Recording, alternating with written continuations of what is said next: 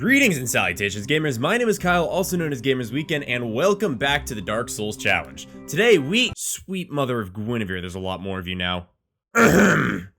Today, we're going to be taking on the Archery Only challenge, which is pretty simple and has some fun strats, but does have its own complications down the road. Before we get into all that though, let's first go over the rules.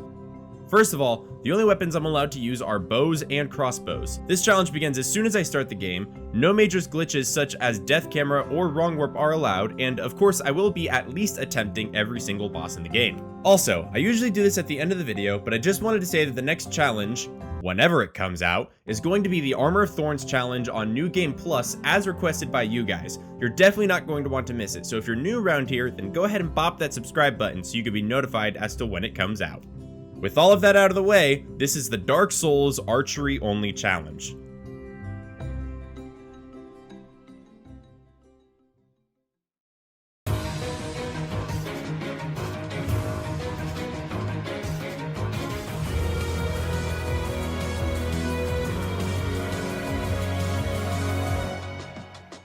We name our character this run Uryu after the archer Quincy from Bleach, pick the hunter class, and start getting to work on the asylum. It's business as usual until we get our first weapon, the hunter's starting short bow and 30 standard arrows. It's not a whole lot to start off with, but it should be enough to get us out of the asylum. We actually do fairly good damage with short bow, but we need to be careful. The bow functions a lot like a physical type spell cast, which means throughout this run we will have to time our shots well. Once we arrive in Lordran, we already face the first component to this challenge. This run, much more than any other run before, is heavily dependent upon souls. Not only do they level us up as always, but we're going to need tons of souls to keep our stock of arrows supplied. So throughout the run, we will have to try and balance how much we spend on levels with how much we spend on our ammunition. That being said, after taking a few levels, we can make a quick stop in Undead Burg to stock up on some more standard arrows before climbing the tower to take out the Taurus demon. We can get a few shots in while his starting animation plays, and then from there it's all about timing and creating distance. Even with an unupgraded short bow, we do fairly good damage and get out of the fight unscathed. One dragon later, and we have the ladder shortcut open once again, and I bet you all know what time it is. Soul farming! I know it's probably getting tedious to listen to me explain it, so I'll explain this one last time for all the new people. Some enemies in the game can cause damage to other enemies, and the Hellkite Dragon is one of them. By baiting him into an attack, he kills all the hollows on the bridge, giving 555 souls. Rinse and repeat for early game soul farming. Once we have a comfortable amount of souls, I head into the Sunlight Altar, past the gate, and down to Andre. I went ahead and purchased enough standard arrows to put me at 200 arrows, and head into Dark Root. There's two different equipment upgrades I can grab here. First one is the longbow found on the ramp ledge, and second one is the grass crest shield for that sweet stamina regen. Back up to Andre to buy some Titanite and upgrade our new longbow to +3, which should suffice for now. Typically, this is where I would go after gargoyles, but first I have a plan to help deal with our soul dilemma. I head through the church to grab the Firekeeper soul and down to Firelink. I quickly upgrade my flask and start heading into the catacombs. With the two shortcut jumps, I can quickly make it to the bottom and into the Pinwheel boss fight. Pinwheel doesn't have much more health than Taurus Demon, but his clones can be an issue this early on in the game. Thankfully, as long as they take a hit, they disperse. Pinwheel actually manages to feel like a real boss this time around, but we still manage to take the victory nonetheless. That's 15,000 souls in our pocket, but more importantly, access to the Tomb of the Giants. This is where I quickly make the run to the coveted Silver Serpent's Ring, which will be boosting our soul income by another 20%. This should help us out by quite a bit throughout our run. I quickly spend some of the souls from Pinwheel and levels and keep about 10,000 to spend at Andre. I get the rest of the shards I need to upgrade my bow to +5 and spend the rest of my souls on large arrows. Even though I could probably take on the gargoyles right now, I think I have a strategy that might be easier.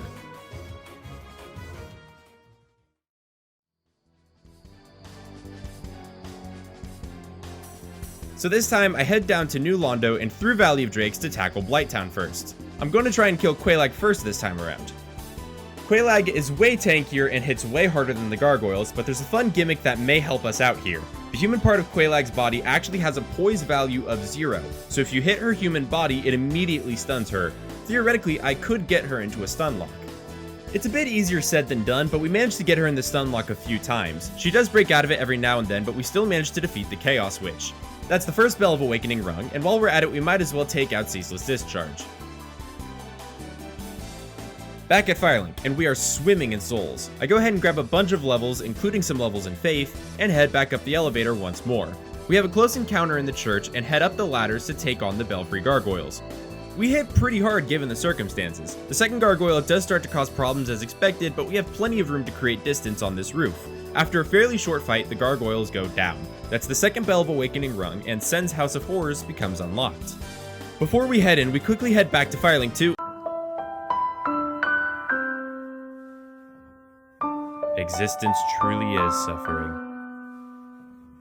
I want to clear up some more bosses before we head into Anor Londo. We're going to need to start stockpiling souls soon, so we might as well start now. The dogs in the lower berg decide that they're going to cause problems today, but eventually we get through and into the Capra Demon fight. The dogs in this fight are clearly an issue, so our best bet is to hope they get knocked off the upper archway and we can land arrows on their way back up. After that, we try to 360 no-scope Capra for the meme, but ultimately just look stupid. We head into the depths for a moment to quickly grab the large ember, and then we can quickly put some levels into Vitality and Faith. Now that we have the large ember, we can put large Titanite to use, so it's time to traverse the Bounce House. On our way through, we grab the large Titanite in front of the first arrow trap, behind the serpent in the upper section, and on the body on the rooftop. We can buy the other 3 we need for a plus 10 from the Crestfallen Merchant and take the cage elevator back down to Andre for the upgrades. Before we head into Anor Londo, I remember to quickly backtrack into the catacombs to grab the Dark Moon Seance Ring. This will come in handy later.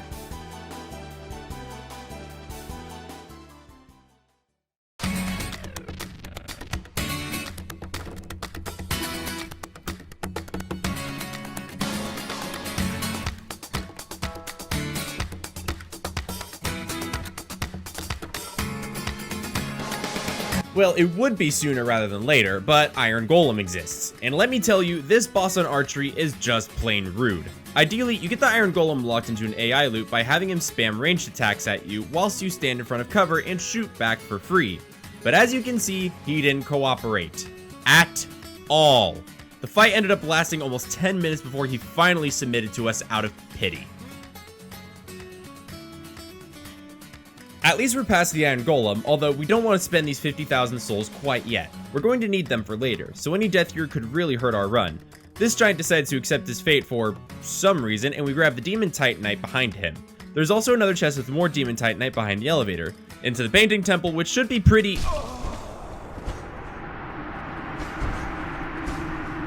Oh boy, it's gonna be one of those days, isn't it? If you're asking whether I'm a bad shot or Painting Guardians are just annoying, it's clearly both. As long as we keep recovering our souls, we should be...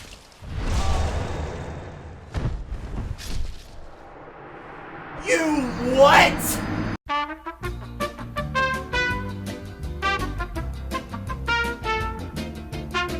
Anyways, as long as we... Oh, you've gotta be joking, man! Once we've gotten the elevator turned, we head up the stairs and quickly snipe a lightning COVID off the ledge. Getting past the archers is no issues, and we open up the main gates to the Londo Keep. Another turn to the elevator later, and we use the Dark Moon Seance Ring to unlock Gwendolyn's boss fight early. Now, I do know there is a cheese for this fight involving the Hawk Ring, but we're fighting this guy entirely for his bow, so I think it's proper for us to fight this guy fair 1 versus 1. And boy, was it a fight! We chased Lady Moonboy down his hall for an entire 10 minutes, so long in fact that we actually reached the end of his hallway. This fight took even longer than the Iron Golem fight, but boy will it be worth it.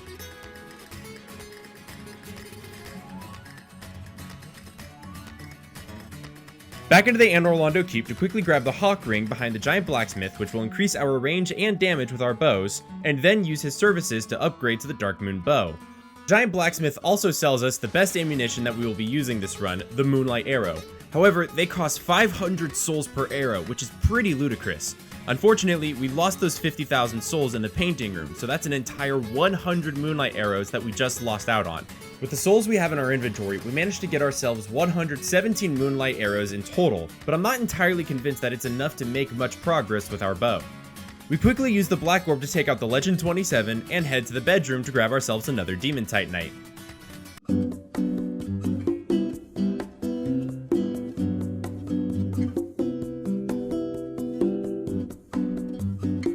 That's another 2 Demon Titanite to our name, 6 more to go.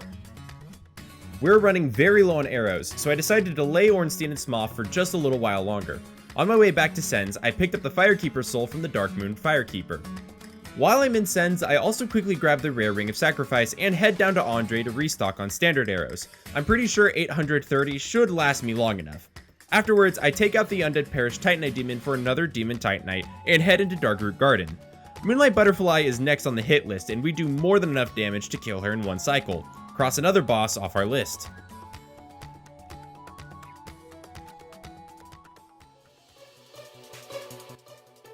Down the Firelink elevator and into the Crow's Nest so we can take on Stray Demon. He's not too difficult, but does go on for a while since the Stray Demon is excessively tanky for absolutely no reason. He goes down, and while we're at it, we also grab the Peculiar Doll and the Rusted Iron Ring.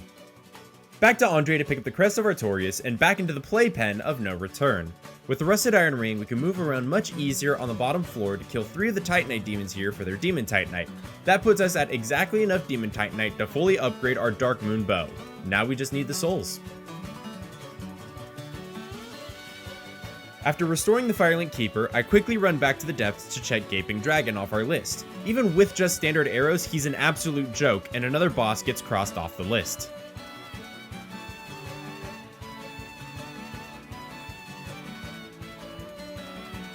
Back into Darkroot, and it's time to put down Sith. He's extremely jumpy and can be a pain to hit at times, but that doesn't slow us down too much. The Danger Doggo goes down without much of a fight.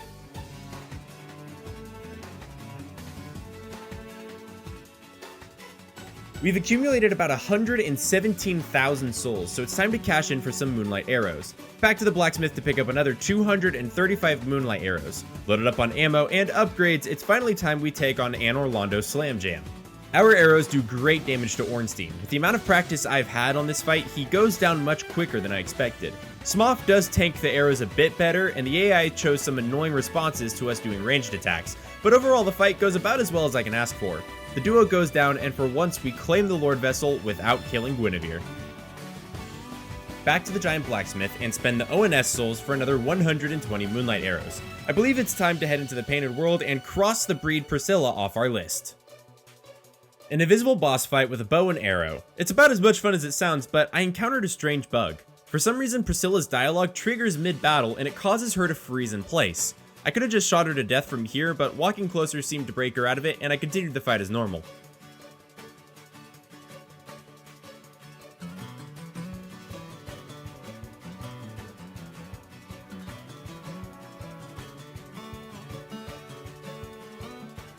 Now comfortable with the amount of arrows I have, I go ahead and put some levels into Faith. The damage on the Dark Moon Bow actually scales better with Faith than Dexterity, so that's the primary skill I'll be leveling from this point forward. Afterwards, I teleport down to Firelink so I can head into the New Londo Ruins.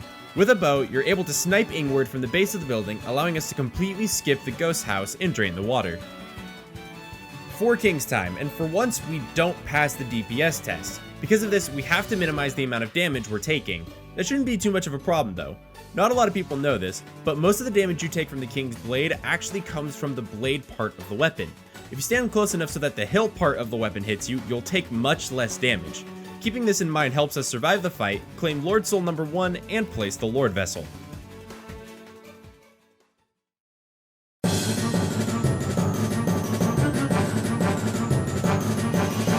Tomb of the Giants time, and Ravelord is next up on the list. With the stone armor equipped, his B-boy minions do too little damage to be of any concern, and we grind down his health bar with little effort.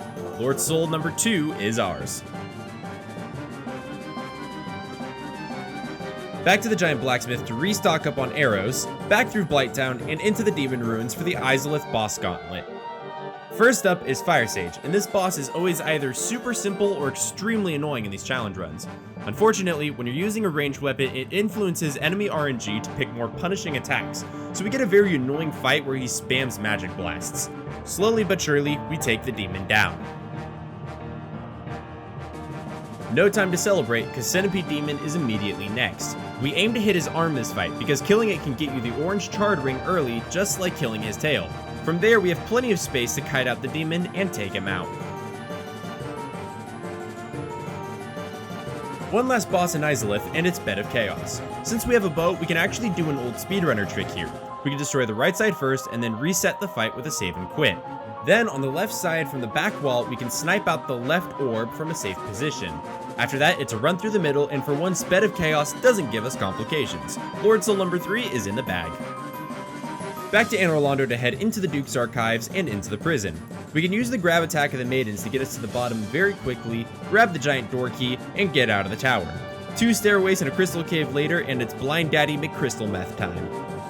This fight gets very weird, and I end up clipping into the boss several times somehow. Out of all the challenges so far, this Seath fight was by far the longest.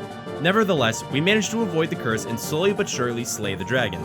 That's Lord Soul number 4, now it's time for DLC.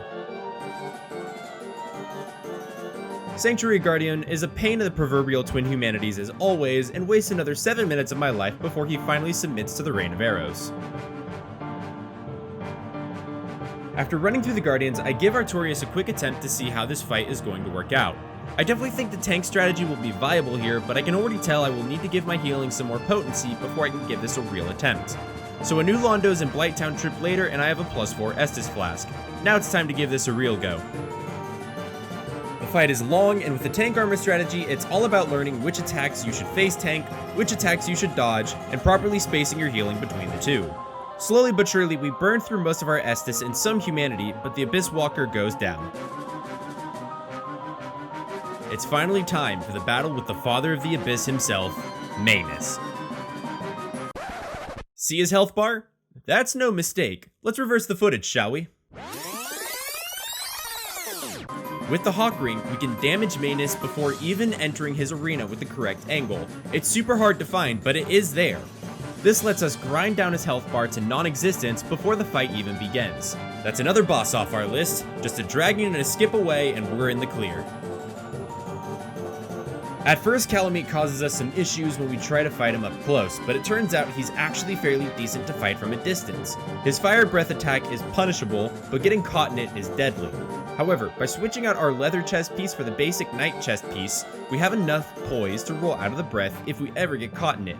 After a long, arduous 15-minute battle with the Black Dragon, we finally claim our victory with a poetic headshot.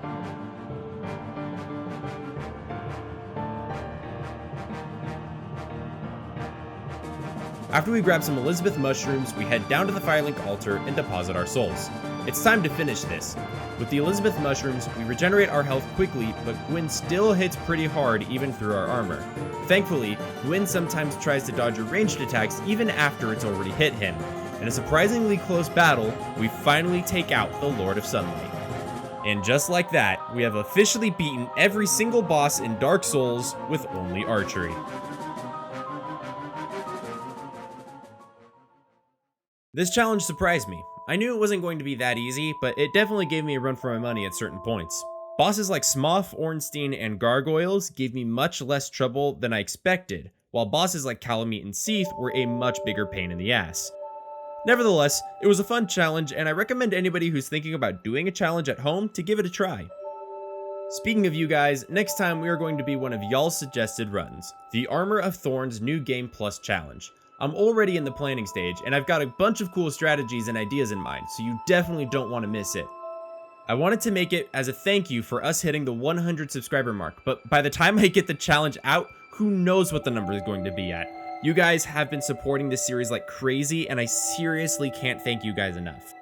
From the bottom of my heart, thank you for all the support you guys have shown this series so far.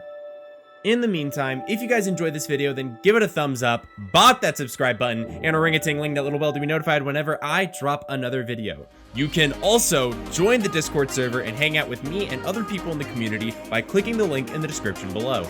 And as always, thank you guys so much for watching, and I will catch you gamers on the flip side. Later!